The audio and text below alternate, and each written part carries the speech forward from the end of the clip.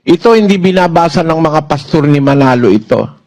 Pero note ninyo, hindi sila kasi tapat sa kanilang sarili, pati sa kanilang mga miyembro. Para manatili lang na si Kristo'y tao, iniiwasan nilang basahin ito. Basahin natin ang 1:18 ng Juan. Walang taong nakakita kailanman sa Diyos.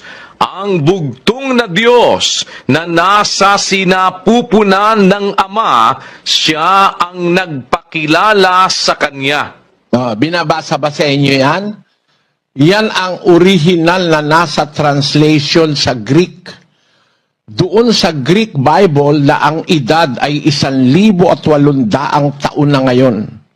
Theon odeis, ioraken popote, monogenes theos. O monogenes o monogenes theos. Oon eiston kolpon to patros ekenos exigisato. Tatagalugin ko po.